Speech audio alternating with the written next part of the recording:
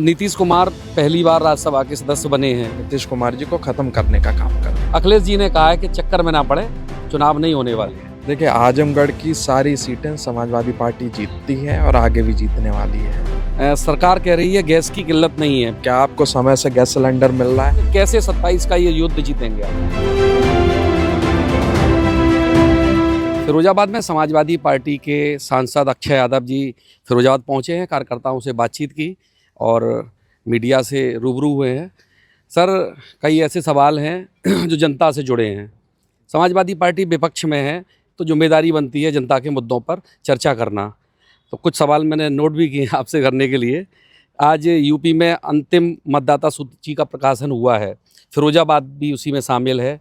क्या उसका कैलकुलेट किया गया, क्या इसको आप किस रूप में देखते हैं? जो मेरे पास जानकारी है, फिरोजाबाद में लगभग 2 लाख वोट काटे गए हैं और कहीं ना कहीं इसको हम लोग अभी स्टडी करेंगे। जो मोटा मोटा हम लोगों को दिखा है कि साजिश के तहत वहाँ वोट काटा गया है जहाँ पे पीडीए का वोट ज़्यादा है।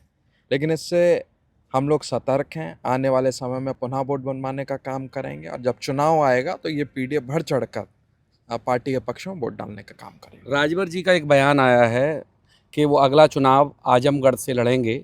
वहाँ की एक विधानसभा है अतरेलिया, तो क्या मानते हैं इसको? देखिए, आजमगढ़ की सारी सीटें समाजवादी पार्टी जीतती है और आगे भी जीतने वाली है। अब उनको क्या डर सताया और किस लिए वहाँ आना चाहते हैं ये समझ में नहीं आ रहा है। बस वो एक भ्रम फैलाना चाहते हैं और कुछ नहीं है। सर, चलते चलते थोड़ी बात कर लेंगे। सरकार कह रही है गैस की किल्लत नहीं है, बिल्कुल सब व्यवस्थाएं उनके अधिकारी डिस्ट्रीब्यूशन कर रहे हैं और तमाम लोग कह रहे हैं कि बहुत किल्लत है। किस रूप में इसको देखते हैं? देखिए, ये सवाल तो मैं आपसे पूछूंगा, आपके घर में गैस सिलेंडर आता होगा, क्या आपको समय से गैस सिलेंडर मिल रहा है? या मेरा सवाल आपसे है। नहीं, मुझे तो खैर मिल गया। मुझे तो मिल गया है, सिफारिश करवानी पड़ी थी। अब मैं अपनी स्थिति बताऊं, मेरे जो दिल्ली आवास है वहाँ पे 5-6 लोगों का स्टाफ हमारा रहता है, जिसमें गनर, ड्राइवर हो गए, खाना बनाने वाले हो गए। तो इन लोगों का खाना वहीं बनता है। तो इनका गैस सिलेंडर ख़त्म हुआ और इन लोगों ने हमें जानकारी नहीं दी सिलेंडर ख़त्म है, क्योंकि हमारे अंदर वो लाइन जुड़ी हुई है, उससे गैस आती है। तो पता चला पीछे चूल्हे पे खाना बन रहा था। इनको 2-3 दिन उन्होंने ट्राई करा, सिलेंडर नहीं मिला, तो फिर बड़ी मुश्किल से उनकी व्यवस्था कराई गई, तब जाके गैस सिलेंडर मिला। अब बाहर तो लोग लाइन में खड़े हैं, देख ही रहे हैं, लेकिन ये तो मैंने अपने घर में स्थिति देखी और उसके बाद हम लोग ये मान लें कि गैस सिलेंडर की किल्लत नहीं है तो ये गलत बात होगी। जो सच है उसको मानना चाहिए, सरकार को माफ़ी माननी चाहिए जो इतने दिन से झूठ बोलने, और ये इनको गैस सिलेंडर सबको गैस मिले ये व्यवस्था करनी चाहिए। सर, अगला सवाल है, पंचायत चुनाव को लेकर सरकार अभी स्पष्ट नहीं कर पा रही है। कुछ मंत्री, उनके राजभर जी का बयान आपने सुना होगा, वो कह रहे चुनाव होंगे, कुछ लोग कह रहे हैं नहीं। अखिलेश जी ने कहा है कि चक्कर में ना पड़े, चुनाव नहीं होने वाले हैं। देखिए, इस समय भाजपा डरी हुई है और उनको पता है अगर इस समय चुनाव होगा तो जो चुनाव में सबसे ज़्यादा समाजवादी पार्टी और पीडीए के लोग चुनाव जीत कर आएंगे। इसलिए भाजपा चाहती है किसी तरह से ये चुनाव टाल दिया जाए और विधानसभा के चुनाव के बाद हो, और हमें भी यही लगता है कि चुनाव होने वाले नहीं है। तो अब पार्टी कार्यकर्ताओं से क्या मतलब, चुनाव को लेकर तैयारी करें ना करें, परेशान है? देखिए, हम लोग तो सरकार बनाने की तैयारी कर रहे हैं, चाहे कोई चुनाव हो उसके लिए हम लोग तैयार हैं, कल चुनाव करवा लेंगे। अच्छा, एक पीडीए सम्मेलन आपका जगह जगह हो रहा है, फिरोजाबाद में भी आप कल करने जा रहे हैं। पीडीए की परिभाषा बदलती है, ऐसा भाजपा के कई नेताओं ने भी बयान दिया, मंत्रियों ने भी। अखिलेश जी के हिसाब से पीडीए कभी कुछ हो जाता है, कभी कुछ। ऐसा जब भाजपा डरती है तो मुद्दे से डिरेल करने का काम करती है। पीडीए समाज को जोड़ने के लिए है, जो पीड़ित लोग हैं उनको मदद पहुंच सके, पिछड़ा, दलित, अल्पसंख्यक और जो पीड़ित अंगड़े हैं उनकी भी मदद हो सके। कल का कार्यक्रम हमारे यहाँ ज्योतिबा फुले जी का कार्यक्रम है, उसके साथ समाज को जोड़ने के लिए कार्यक्रम करा जा रहा है पीडीए के तहत। बाबू सिंह कुशवाहा जी, देवेश शाख, नीरज मौर्य, ये लोग रहेंगे और काफ़ी तमाम नेता रहेंगे और हम लोग जनता के साथ संवाद करेंगे। सर, अगला सवाल है, नीतीश कुमार पहली बार राज्यसभा के सदस्य बने हैं। एक बड़े एक ब्रांड ने एकदम राज्यसभा में आना, इसको क्या किस रूप में देखते हैं आप भी, चूँकि पुराने राजनीति परिवार से जुड़े हैं, आपका भी अपना अनुभव है, क्या इसके पीछे मायने क्या हैं? देखिए, इसमें 2 चीज़ समझनी पड़ेंगी। एक चीज़ तो है कि अगर कोई अच्छा काम करे तो उसका प्रमोशन करा जाता है। जब बिहार में चुनाव चला तो नीतीश कुमार जी के नाम पे चुनाव लड़ा गया, उनको मुख्यमंत्री बनाया गया। तो कहीं ना कहीं हम लोग को इसमें साजिश की बू आती है कि उनको राज्यसभा भेजकर उनकी पार्टी को हथियाने तक का काम ये भाजपा करेगी।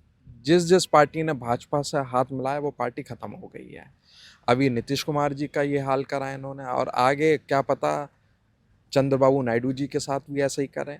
तो भाजपा बड़ी सोची समझे रणनीति के तहत उन्होंने नीतीश कुमार जी को ख़त्म करने का काम कर रहे हैं। अच्छा सर, 2027 के चुनाव है, सारी पार्टियां अपनी अपनी तैयारी कर रही हैं। समाजवादी पार्टी तैयारी कर रही है, तो लेकिन जानना चाहता हूं क्या मतलब किस बेस पे तैयारी कर रहे हैं आप? जातिगत आंकड़े कलेक्ट कर रहे हैं, लोगों के बीच में जा रहे हैं, अपने कार्यकर्ता तैयार कर रहे हैं, या फिर कैसे 27 का ये युद्ध जीतेंगे आप?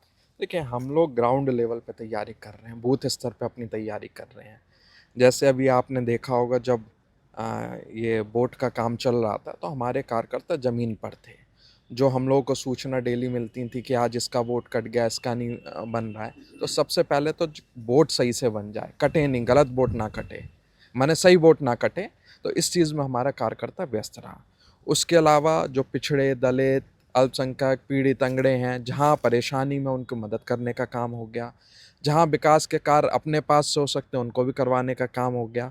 समाज की लड़ाई लड़ने का काम, जैसे आज की तारीख में गैस सिलेंडर उपलब्ध नहीं है, गैस की किल्लत है, इन मुद्दों को उठाना, जनता के बीच में पहुंचना, और जो विकास के काम समाजवादी पार्टी ने करे उनको जनता के बीच में बार बार पहुंचाने का काम हम लोग कर रहे हैं। अच्छा, लॉ एंड ऑर्डर को लेके क्या कहेंगे? सरकार कह रही है अच्छा है लॉ एंड ऑर्डर, आपकी सरकार में ख़राब होता था, आज जनता भयमुक्त है। देखिए, लॉ एंड ऑर्डर जो बनाने का काम करते थे आज की डेट में वो तोड़ने का काम कर रहे हैं।